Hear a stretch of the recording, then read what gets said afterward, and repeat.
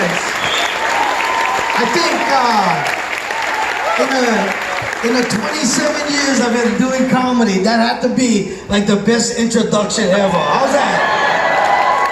Because you know what's gonna happen March 2nd? You know a guy that's gonna come up and say, "You guys ready?" And you guys gonna be sitting there for an hour, like, "Yeah. You guys ready?" And that's one of the things I'm like, "You guys ready?" "Yes, we've been ready for the last hour." But that was like unbelievable. That was, come on, that was awesome. I appreciate that. I appreciate that big time. So people are asking me why, now at 27 years of doing comedy. Well, I'm actually 51. Yeah, 51. And like after 27 years, why I stopped doing it? Because I've been hanging out with other older comedians. You guys might know him. Malcolm Bang, 73. Andy Bumatai, 64. Frank De Lima, 60-something. And you watch these guys I looked up to, right? But like, as you do shows, you start seeing things. Like, I was watching, Frank had a cordless mic, or like, those wireless mic that's connected to his head so he can talk, and he forgot to turn off the mic. So he said, "Good night." And then if you guys know that Frank got a little, he's a little, and he had somebody helping him. And he had a hard time walking down the stairs, but as he was walking down the stairs, he was like, "Grab my hand! Grab my hand!" And everybody could hear that. And I was sitting there going, is that me in 20 years? Don't get me wrong. I'm the guy that knows how to leave the party. You guys get those guys that know how to. I'm that guy. And when it's time to go, it's time to go. I think that's the reason why there's no more like open casket funerals anymore. Like, I don't like being remembered. I just have.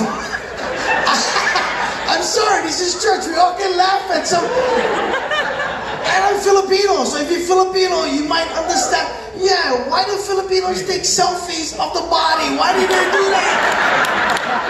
I'm sitting there watching my Filipino family. Oh, take the selfie. Take the auntie, look, auntie. I'm like, what? I don't think Auntie would appreciate that. And then I have drunk uncles, local uncles, Portuguese uncles that drink outside of the mortuary. They're not just drinking, they're drinking to get drunk. And they come in and they're yelling at the body. Like the guy will respond. And you 5, 6, and you're watching your uncle walk up to the body and go, "What happened? You too young, He's dead, stop!" And then I have a Portuguese mom that used to love lifting me up and try to make me kiss the body. Augie, kiss your auntie. This is the last time you can see it. Kiss your auntie. Why do we do that? Why do we traumatize our children that way? See, I was like, Pastor, I was like, when I die, because, I love God just like you guys love God. And there's a confidence. Honestly, I'm not the most perfect guy, but there's a confidence in me that go, okay, you know what? I'm okay if something happens to Augie. In fact, I'm gonna even write down how I like to see my casket gonna be standing up, people. Anchor Church. My coffin will be standing up, and as people walk by, I'm gonna do like animatronics, and like when you the door gonna open. This is gonna be a party. The door gonna open. My eyes, I'm gonna do like mahalo for coming. I'm gonna do that. Mahalo for coming. I'm gonna make aunties just. Don't forget the envelope. I'm gonna make sure you guys give money to my family. It should be a celebration because if you work hard and you do all the things that you love doing, right? It should be a celebration. That's why I'm not, and that's why, I'm not afraid to die, but I'm not going to do stupid stuff like, go swim in sharks. I don't know why people do that. Sharks, they chop me in the water. Okay, go in the cage. You're stupid. What are you doing? Oh, I don't go on long hikes that tell you don't go on that path. Why you don't just follow direction? Can I read? Like, I don't know the reason why if you don't get follow them. People, they go hiking and they slip and they die. And then we're gonna hear all their dumb friends on TV say stuff like, John was an experienced hiker. Wait, what did you just say? At least he died doing what he loved doing. You really believe that, Anchor Church? You really believe that when he didn't sleep? Oh, this is awesome! No, he was like, I should have followed direction. I should have stayed on the path.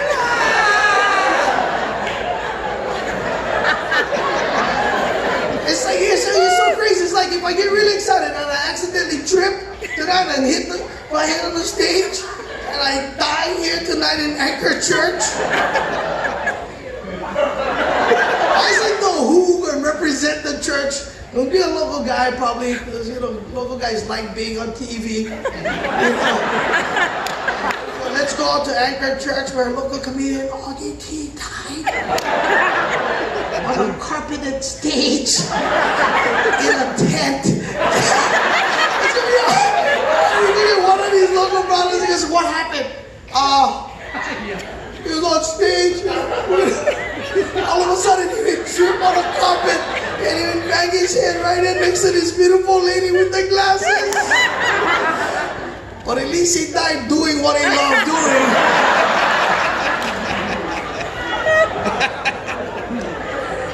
27 years. It's been I've had so much fun doing this and talking about my dysfunction. And I think it's relatable because a lot of us has dysfunctional families too. How many of you guys get dysfunctional families? Oh, yeah. I thank the Lord every day. These people got me paid for the last 27 years. How many of you get moms who steal? Come on, let's just be honest. My point of view, mom steal. I remember watching my mom steal all the condiments like at McDonald's, just taking all the sugar, all the salt, all the black pepper, all the sugar. Mom, you're stealing. That's not stealing. If it's outside of the counter, it's free. If it's behind the counter, you have to pay. It's free. It's not stealing. It's stealing, but you're stealing. And now I know why she did that. It's because I grew up poor. I grew up in can't afford housing.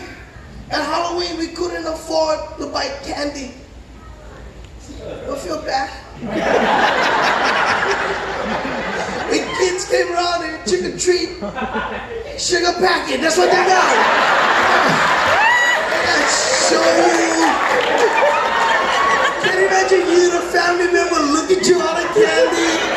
Oh, who gave this show you packet? Augie's family in the sugar packet. And I grew up poor. Hey, I remember in high school, anybody have like the free lunch program? Remember that? Like when you're young, it's okay, everything's free. And you realize, ooh, you in a different group. Especially you get to high school where you start noticing the opposite set, right? The opposite set. You're sitting in there and the teacher goes, anybody picking up their free lunch application? Oh, my friend, so you going good? 10th grade, I'm 10th grade now. Like girls. Then I go home and my mom, my mom that steals. Augie, where's your free lunch application? Your brother's from home, where's yours? I lost them. What, you think money grows on trees? You think we're rich, Augie? I'm gonna fix you. Like 2 weeks later, at the church, I'm in class, I'm trying my best. What, you like watch a movie, talking to the girl? Hey, you like watch a movie? Why, you get money? Of course I get money. PA system, Augie, could you please report to the office? Your mom would call for your freelance application. You're on welfare, it's tough. And then I box. You know, I was a 1985 Golden Gloves champion here in Hawaii. I love being an athlete, but you know, if you grew up in a local family, if you do something really good, everybody like tests you out. Everybody like try you out. You go to a party, hey, I heard you box. Come on, let me see you jab. Come on, let me see you jab. Put on the glove, let's go. Okay. You see how I block, boy? Huh? See how that's the peekaboo style. Okay? Protect your body, protect your like Joe Frazier. Okay, watch it, I'm gonna hit you. Boom. Oh, you like me hard, huh? Okay, huh? Boom.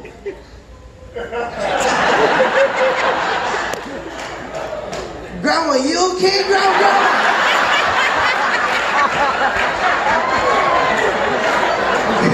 Grandma, your teeth are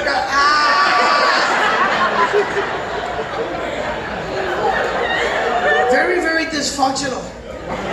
Very dysfunctional. And if you've watched my comedy, and I appreciate Pastor having me come up here, you guys know, I love my kids, but I struggle because I have 2 adult, homosexual kids. Can you guys? Yes. When God would do me cards, He gave me hearts. All hearts. Don't get me wrong, people. I love these guys to death, but I'm thankful because they made me money too, being who they are.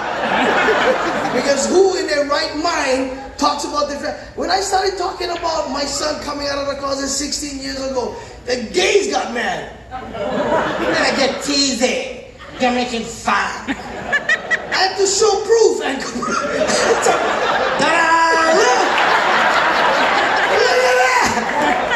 there's too much clapping, snapping, you know?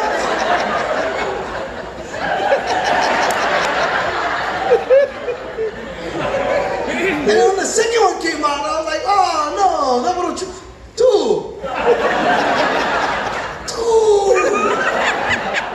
It's okay. But how many of you guys still upset that Hillary lost the election? I forget, we're in church, everybody Republican in here. Build the wall. But hey, I had to, during the presidential election, I had to listen to, Dad, if Trump wins, we're moving. We're moving. I was like, okay, I kind of filed it away, right? And I remember sitting there election night. I could hear, oh no! I was like, oh yeah, that's right, they said something a couple weeks ago. Trump 250. Oh. Trump 260. I was upstairs back in their clothes. I was like, love you guys, but bye. So I don't understand it. My sons are like 33, 29. Why are they living in my house? A gay guy is supposed to be responsible. What are you guys doing? Oh my God, this is awesome. I love it. We have her own bedroom. We get to use mom's dress. It's awesome. See, I don't understand it because I grew up. My dad was an old, grumpy Filipino man. And you know, he came from plantation era, just no more affection, nothing, just kind of looking at you. I remember being 16 years old, looking across the table for my dad. My dad was like, how old are you, Augie? 16, Dad. Almost time for you to get out of my house.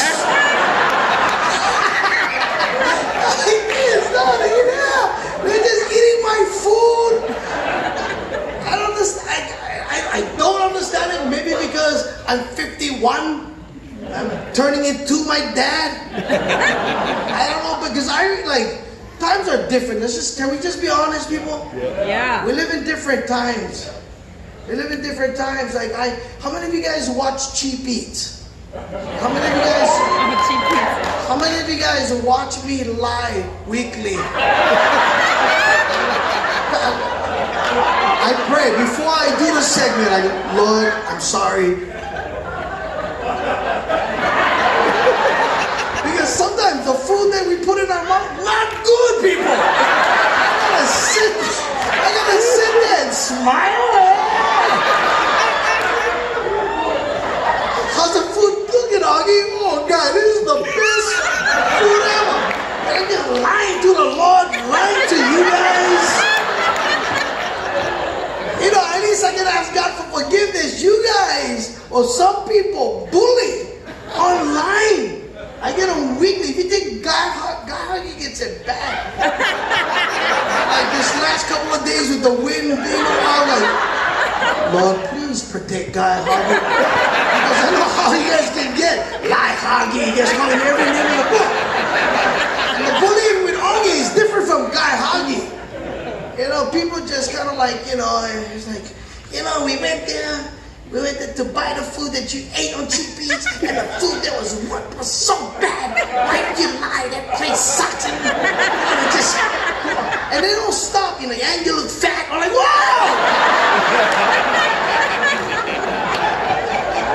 I grew up in Cali, and there's a side of me like, oh, what you meet me downtown at 1 o'clock? People are brutal. They hide behind the keyboard and they say brutal things online. I can delete, but it's like, I don't know how Guy Augie takes it. Honestly, I gotta talk to Guy. How do you take it? Look at my emails. Like, oh, that's nothing. And you should see some people, but it's just like weekly. Augie, weekly. I go, you know what you should do, Guy? I think to end all this bullying or people making fun of you, on Instagram, you should lose it one night. When you're doing the weather, nobody can pick on you anymore. You can see Kyahi talking about, okay, let's go ahead and check weather with Guy Augie. And guys just kind of walk out.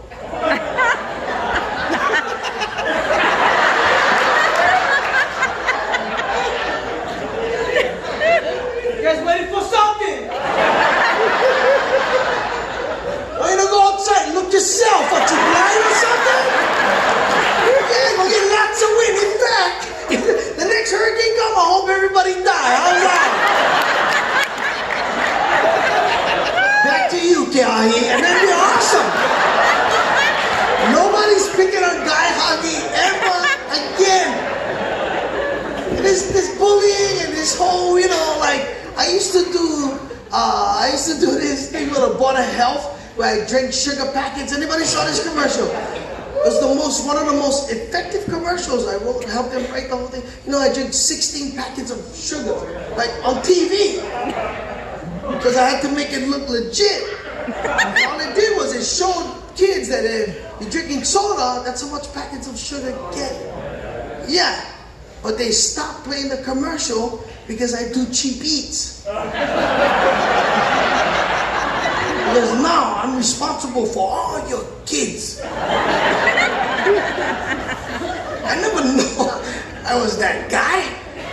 It was an effective commercial. I had kids walk up to me, Uncle, I don't drink soda because of you. I'm like, oh, it's awesome while I'm hiding my Pepsi. Yes, it's not my responsibility, it's your responsibility. If it teaches a kid something, I did my job. But no, everybody got mad. I don't understand, see, because when I was growing up, did anybody say anything about our sugar intake? No. No, nobody cared. Let's just be honest, people. If you're same age as me, our Pixie Sticks was this big. We had 1,000 packets of sugar in this long plastic straw. And that was our ADHD medicine. We used to look at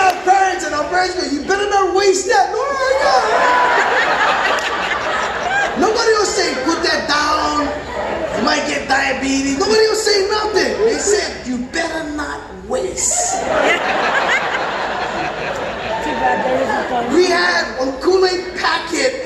How many of you guys remember the Kool-Aid packet had strawberry, grape, Kool-Aid, and one white sugar stick? And we used to take the white sugar stick and dip them in sugar. Genius. Nobody said nothing. Nobody said, put that down, you might lose your leg. Nobody said nothing. They said, lick the packet, you better not waste. Nobody said nothing. We never had hand sanitizers everywhere we went. Don't forget to sanitize your hand. I remember dropping my monopore, and my dad was looking at me, looking at the monopore, looking at me going,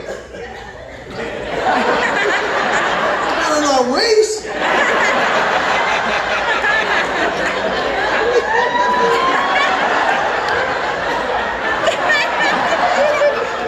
Nothing happened. I was okay. I never get germs in my, I was okay. Yeah. We had one candy necklace. We used to sit around and eat our necklace. You did that? Yeah. Your neck would get sticky.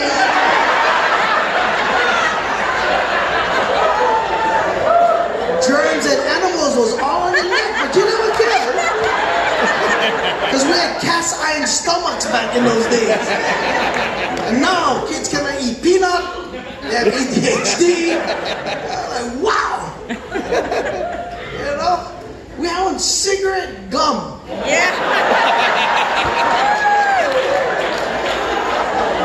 I used to sit around 5-year-olds pretending we could smoke.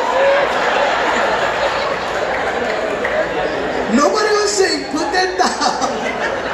You might end up smoking when you get older. No, they showed you how to smoke. You smoke, make sure you get that face. You see that? Nobody said nothing. And now all of a sudden we become socially conscious. We gotta become politically correct. You know, I've done this for 27 years. I love this. This is the one place where there's a freedom to express, and we're losing that because a lot of you guys would rather look at your phone for the comedy instead of like hearing a conversation and responding to the conversation. And I get it. Not everybody goes to comedy clubs because we're so worried about, you know, the comic might make me feel uncomfortable. But after doing this for 27 years, I love this. Sometimes I work at places I don't like work at, like Kamehameha Schools hired me to do comedy at Kahala Mall. But they paid good money. And Pastor will tell you, you know, you talk to the guys in front that's listening. Everybody else walking, shopping, they just kind of get selective hearing. You're not catering to them. You're catering to the 5 that's looking at you like luggage. My baggage claim. You focus on them. But then, you know, when you're doing malls, you got to talk to everybody in the back. Right? And how I do that is I ask a lot of questions. Yeah, I know how to do this. We all know the stereotypes. And I know when you do stereotype jokes, people laugh. Because we know specifically what everybody's weaknesses here. Look on the mall, right? And I did this joke, and the lady got all offended. She got all mad. Can I speak to you for a moment? I didn't appreciate what you're saying on stage. It's offensive. And I'm like, you know, free, right? You know you're gonna keep walking, right? Why you bump my trip? I'm having a good time over here.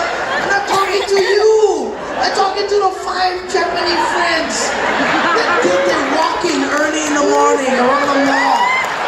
That like seeing me on GBs. Say, oh, that boy on GBs. He lied weekly. I talk to them. And the joke that I get it. I know how to do this. Alright, so you guys want to hear a joke that offended? Good. Yes. And that's why I love doing churches. You know why? Because we all open-minded and we forgive. Right? So if it attacks directly the stereotype, and because I'm Filipino, even better, okay? They don't get mad at me. They don't get mad. But the joke is, I ask a lot of questions. I go, anybody like Mariah Carey? Any Mariah Carey fans? Yeah, she's awesome. Except when she sings, she has that high octave range. Yeah. Attract dogs in my house. Every time I play her CD, all the neighborhood dogs attack the house. So one day I'm sleeping, and then my Filipino uncle comes over. Augusto, because that's my real name. Augusto. I said, yeah, uncle, can I borrow your Mariah Carey CD? That was the joke. After church, that was the joke right there. And she was offended I did a joke. She goes, I know what you were assuming, I know what you're saying. I was like, did I say? Then my Filipino uncle, what if my Filipino uncle like Mariah Carey? Did I say it? He was using the CD for bait. I never say that. Did I say? I never say that. But if you live in Hawaii, you know exactly what I was talking about. And we can laugh at that. That's funny. Yeah, you guys can visualize the Filipino guy behind the house waiting. I don't make adobo. But it's a joke, so I'm playing it in your head. You're like,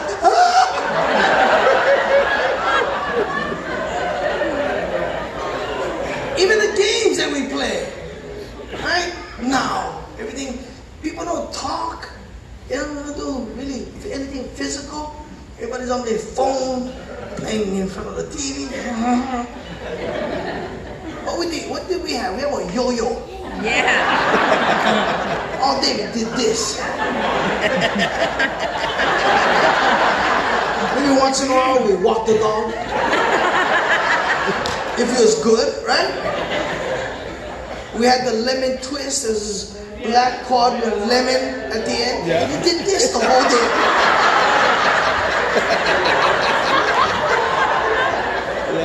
We wasn't on our... The games that we had was bullying. Think about, we had this game, a paper that was like a diamond paper, and we used to walk around our classroom like, hey, pick a color. Blue, B-L-U-E. Remember that? Yeah. Pick a number. 5, 1, 2, 3, 1. Pick another number, 3. And you open up. You stupid. That's it. That was bullying. But we never cried. We laughed. And we went home and it made one even more worse. Next day,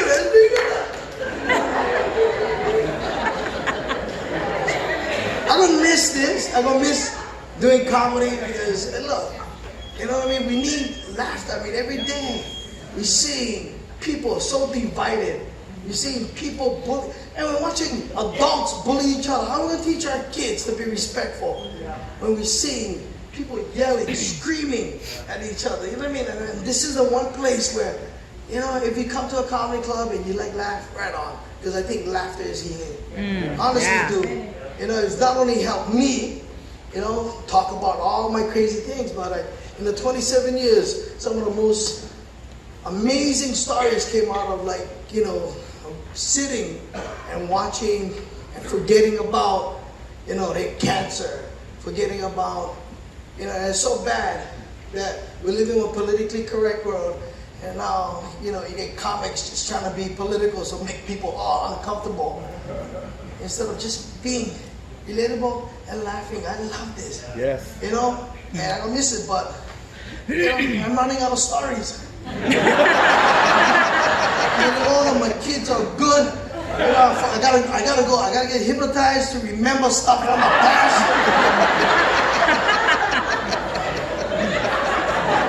Oh yeah, I remember that. And this is how I knew my family was different from everybody else's family. I share this story. I told you guys we were on food stamps, right? And my mom, whenever she had the food stamp, my mom would have to go shopping because my dad was too embarrassed to go in the store with her. And he would let her shop, you know. And I remember going with my mom and my dad one day, and my dad was so mad that my mom was taking an hour shopping.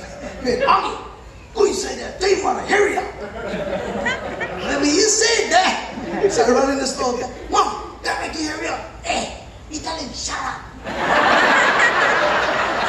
I'm like 7. You tell him shut up. You're like, you know, he don't do nothing. I gotta do everything. I gotta pack this thing up. I gotta shop. But he's sitting in the car. Yeah, come in there and help me.